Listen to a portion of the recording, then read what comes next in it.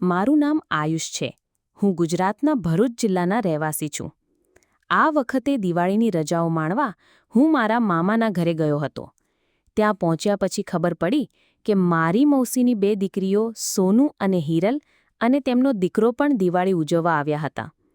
તેઓ બધા હોસ્ટેલમાં રહીને અભ્યાસ કરતા હતા અને રજાઓમાં મામાના ઘરે આવતા હતા. અમે બધા જ્યારે પણ મળતા ત્યારે દિવસભર ખૂબ મસ્તી કરતા અને રાત્રે ગેમ્સ રમતા. પરંતુ આ વખતે મારું ધ્યાન વારંવાર સોનુ તરફ જતું. કદાચ તેને પણ આ વાતનો અંદાજ હતો. મામાના ઘરમાં 3 રૂમ અને એક મોટો હોલ હતો. હોલમાં નાના ચારપાઈ પર સૂતા હતા. એક રૂમ નાના મામાનો હતો અને એક ખાસ અમારા માટે. નાની હંમેશા અમારા માટે લાઇનમાં ગાદલા પાથરી દેતી હતી અને અમે બધા એ જ પર સૂઈ જતા. સૂઈ ગયા પછી પણ અમે રાત્રે મોડા સુધી મસ્તી કરતા. આ વખતે પણ એવું જ થયું. હું બપોરે પહોંચ્યો, બધાને પ્રણામ કર્યા અને વાતચીતમાં આખો દિવસ નીકળી ગયો. રાત્રે ભોજન કર્યા પછી નાની અમારા માટે 3 ગાદલા લાઇનમાં પાથરી દીધા. પહેલો ગાદલો મારો હતો, બાકી 2 મોસીના બાળકો માટે. એક ગાદલો રૂમના ખૂણે હતો. મોસીનો દીકરો ખૂણે સૂવાનું ડરે છે, તેથી તે વચ્ચે સૂવાની જીદ કરવા લાગ્યો. તે હંમેશા પોતાની બહેન સોનુ સાથે જ સૂતો હતો, એટલે તે વચ્ચે આવી ગયો. ખૂણે હિરલ સૂઈ, વચ્ચે તેનો ભાઈ અને તેના બાજુમાં સોનુ, એટલે કે સોનુ મારી બાજુમાં જ હતી. નવેમ્બરનો મહિનો હતો અને ઠંડી ખૂબ જ પડી રહી હતી. રાત્રે ઠંડીના કારણે મારી ઊંઘ ખુલી. મારી નજર સોનુ તરફ ગઈ. તેણે રજાઈ ઓઢી રાખી હતી અને તે ઊંડી ઊંઘમાં હતી. તેનો ચહેરો રજાઈમાંથી થોડો બહાર હતો અને ચાંદનીમાં તે વધુ સુંદર લાગી રહી હતી. હું તેને જોતો રહ્યો અને મનમાં અજાણી હલચલ થવા લાગી. બીજે દિવસે દિવાળીનો દિવસ હતો. મામાના ઘરમાં ઉત્સાહનો માહોલ હતો.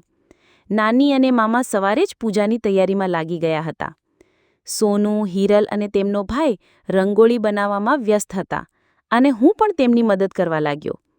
સોનુએ મને રંગોળી માટે રંગ પસંદ કરવા કહ્યું અને જ્યારે મેં ખોટો રંગ ઉઠાવ્યો ત્યારે તે હસવા લાગી.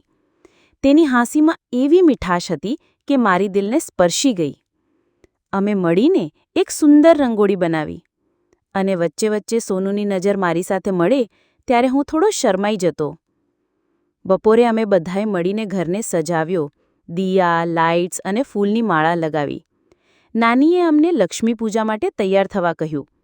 સોનુએ લાલ સલવાર સૂટ પહેર્યો હતો અને તેને જોઈને હું એક પળ માટે થંભી ગયો. તે ખરેખર ખૂબ જ સુંદર લાગી રહી હતી. પૂજા દરમિયાન અમે બધા સાથે બેઠા.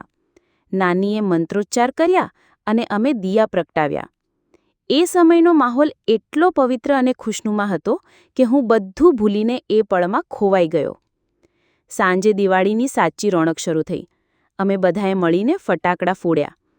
સોનુને ફૂલઝડી ખૂબ જ ગમતી હતી અને તે વારંવાર મને પોતાની ફૂલઝડી બતાવતી હતી, જેમ કોઈ બાળક ખુશ થઈ જાય. મેં પણ એક ફૂલઝડી પ્રગટાવી અને તેના સાથે ઊભો રહી ગયો. અમે બંને હસતા હસતા એકબીજાને ચીડવવા લાગ્યા. એ પળમાં મને લાગ્યું કે કદાચ સોનુને પણ મારી સાથે સમય વિતાવવો ગમતો હતો. રાત્રે ભોજન કર્યા પછી અમે ફરી હોલમાં ભેગા થયા. નાનીએ ફરી ગાદલા પાથર્યા અને આ વખતે પણ એ જ વ્યવસ્થા હતી. હું એક ગાદલા પર, મારી બાજુમાં સોનુ અને બાકી ગાદલા પર તેનો ભાઈ અને હિરલ. અમે થોડી વાતો કરી અને પછી ધીમે ધીમે બધા સૂઈ ગયા. પરંતુ મારી આંખોમાંથી ઊંઘ ગાયબ હતી. ઠંડી ફરીથી વધી રહી હતી અને મેં જોયું કે સોનુએ પોતાની રજાઈ મજબૂતીથી ઓઢી રાખી હતી. તેનો ચહેરો ફરીથી ચાંદનીમાં ઝગમગી રહ્યો હતો.